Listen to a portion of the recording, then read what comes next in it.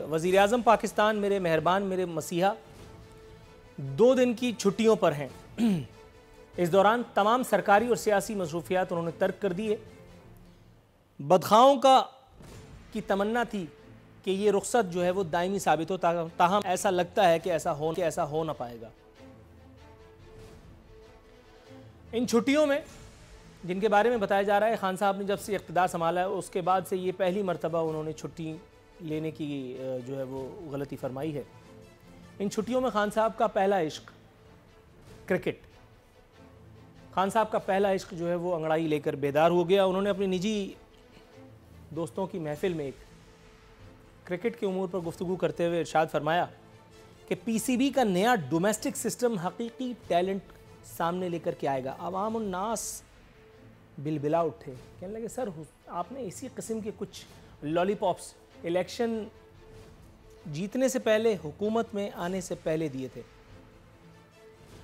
उन लारे लप्पों का क्या हुआ?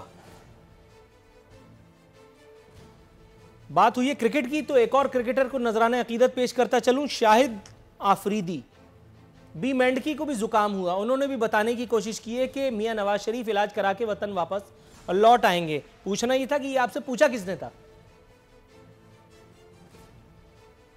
इस दौरान नून लीग के लिए एक और अच्छी खबर का इंदिया देने वाले और कोई नहीं, मुआविन खुसूसी बराए वज़ीर आज़म मोहतरम जनाब उस्मान डार साहब। उन्होंने ये बता दिया है कि मरियम नवाज़ को बाहर नहीं जाने देंगे, और मैं उसी वक्त समझ गया कि अब अगला नंबर मोहतरमा मरियम नवाज़ का है। उनको भी इंशाअल्लाह ताला किसी न किसी बहाने, किसी न किसी हीले के ज़रिए, किसी न किसी वसातत से बाहर धकेला जाने वाला है।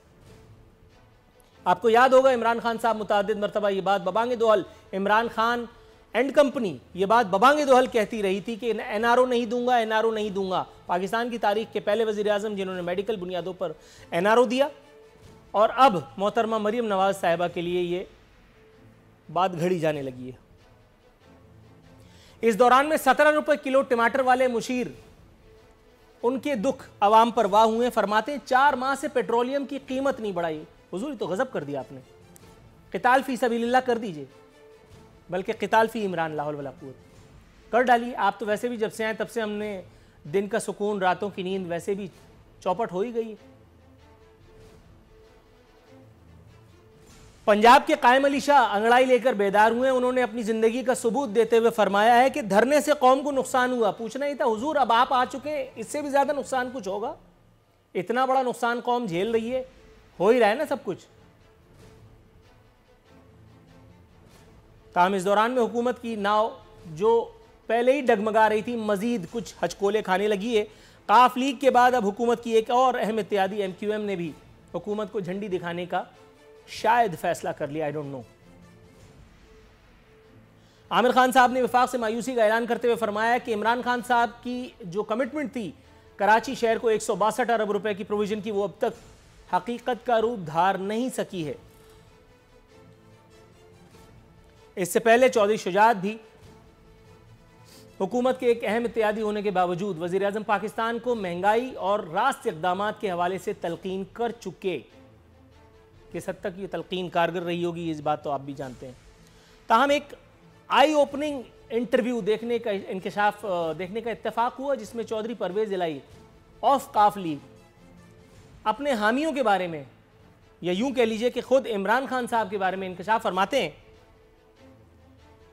वो फरमाते हैं कि शुजा पाशा ने काफ लीग में टूट फूट की बुनियाद डाली, हमारे लोगों को पीटीआई में भर्ती कराया गया। भर्ती इन्वर्टेड कॉमास में कह रहा हूं। मजीद फरमाया कि जब साबिक आर्मी चीफ जनरल कियानी से शिकायत की, उन्होंने एक जनरल शुजा पाशा से रब्ता किया, हमें खाने पे दावत दी गई और हमें ये फराख दिलाना पेशकश की गई कि मैं आपकी इमरान खान से मुलाकात कराता हूँ। ये मैं बात कर रहा हूँ जनरल शुजा पाशा के बारे में, और ये बात मेरी नहीं है, ये बात कहने वाले खुद एक हुकूमत के अहम इत्तेहादी हैं, चौधरी भाई। मरे पे सौदुर्रे शाहीन सहबाई साहब, मारूफ सहाफ़ी, मारूफ कॉलम निगार, मारूफ तज्जियाकार, फरमाते हैं, एक ट्वीट उनका सामने आया है, लुब्बे लुबाब उसका यह है कि हुकूमत जो है वो मार्च से पहले एन गैन हो जाएगी। अगला सेटअप जो है वो पाकिस्तान पीपल्स पार्टी और नून लीग और क्यू लीग टेकअप करेंगे पिंडी वालों से मिलके। पता नहीं पिंडी में किसकी बारे में बात कर रहे हैं, मुझे नहीं मालूम। पंजाब को उन्होंने नून लीग के हवाले करने का इंकशाफ फरमाया है। बताया गया है कि चारों सूबों में जो गवर्नर्स होंगे शाहीन सहबाई साहब की नज़र में वो पाकिस्तान पीपल्स पार्टी और नून लीग से होंगे। अभी भी उन्होंने ये कहा इमरान खान साहब रुजू कर सकते हैं अगर उस्मान द ग्रेट बुज़दार नाम निहाद वसीम अकरम प्लस को टाटा बाय बाय कह दें, नई कैबिनेट पकड़ लें कहीं से, जिस तरह से इलेक्शन से पहले जाहिर है कि लीडरान पकड़ लिए जाते थे इलेक्टेबल्स के नाम पर, या नए इंतखाबात की तरफ जाएं। खैर ये भी कोई नई बात नहीं है, ये 3 माह वाली बात तो खैर हम पहले भी जानते थे। आगे बढ़ते हैं।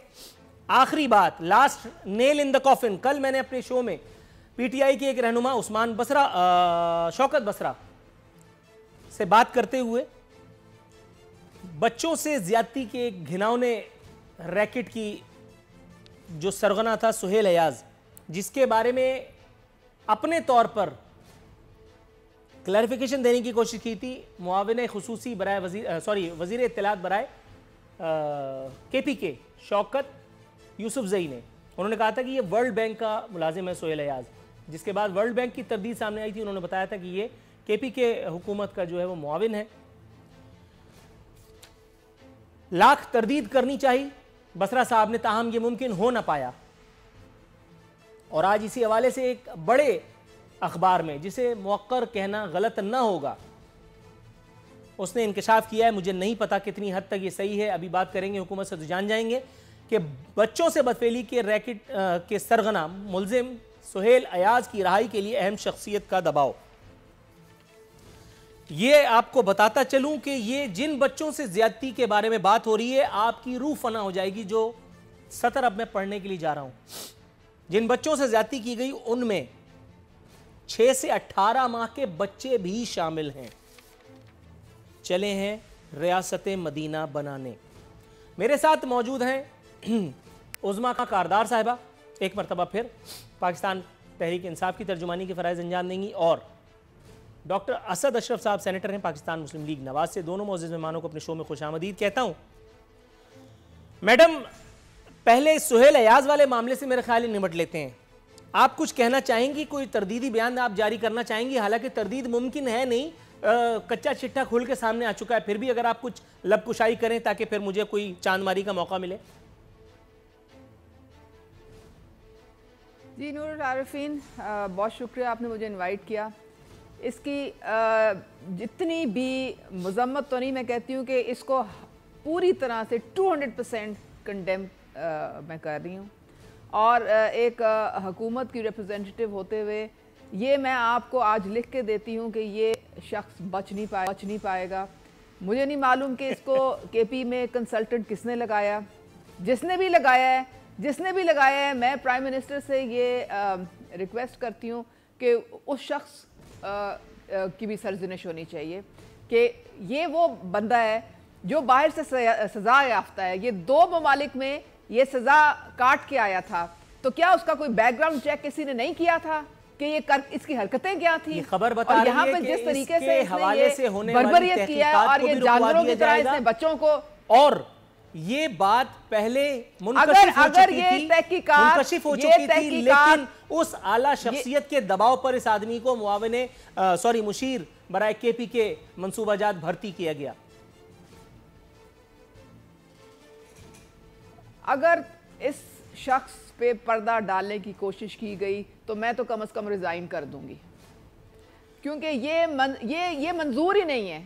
ये जो इसके फेल हैं और जो इसने ये जुल्म किया है बच्चों के साथ, ये तो इसकी कोई माफी हो नहीं सकती है। दुरुस्त फरमा रही हैं आप मैडम, थोड़ा सा तवक्कुफ और ये प्राइम मिनिस्टर की मैडम आप ये वर्ड दे रही हैं मेरे प्रोग्राम में जा चुका है। आप मेरे प्रोग्राम में उज़्मा साहिबा, पुलिस किस तरह से कार्रवाई कर रही है। उज़्मा साहिबा, आप मेरे प्रोग्राम में वर्ड दे रही हैं कि अगर ये बंदा बच निकला, जिसके 99.99% चांसेस हैं नाम निहाद रियासत मदीना में, तो आप पाकिस्तान तहरीक इंसाफ की बुनियादी रुकनियत से मुस्ताफी हो जाएंगी, PTI का मुंह नहीं देखेंगी। मैं सही कह रहा हूं?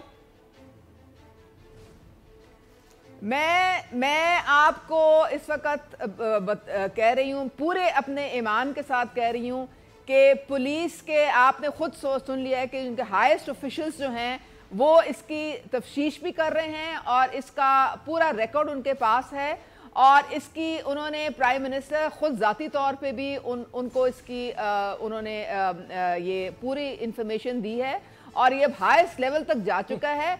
कोई अगर इसको बचाने की कोशिश करेगा तो मेरे नहीं ख्याल में कि कोई जो है केपी हुकूमत को के पास कोई भी 1% भी जवाब हो सकता है कि इस बंदे की जान बख्शी की जाए। इसको सजा हर हालत में देनी होगी। ये बाहर से भी सजा याफ्ता है। दुरुस्त है। मैडम, मौसम का अहवाल बताने से पहले मेरे सवाल पे आ जाइएगा। मैंने आपसे ये पूछा, अगर सानह साहिवाल की तरह इस बंदे को भी यहां क्लीन चिट देने की कोशिश की गई, जिसके गालिब इम्कानात हैं, 99.99% ये बंदा बच के निकलेगा। My word to you. आप तहरीक इंसाफ की बुनियादी रुकनियत से मुस्ताफी हो जाएंगी। फिर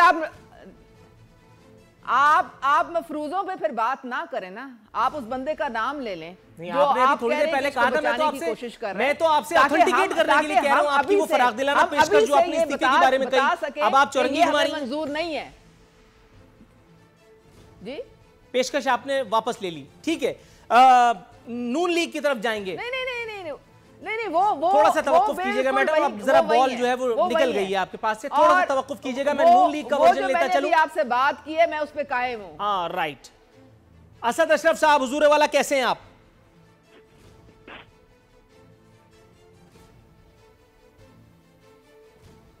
असद अशरफ साहब, आप मुझे सुन सकते हैं सर? मुझे आवाज नहीं आपकी आ रही। अच्छा, अब मेरी आवाज कुछ काबिल समात है हुजूर? आरफीन बात कर रहा हूं। नूर,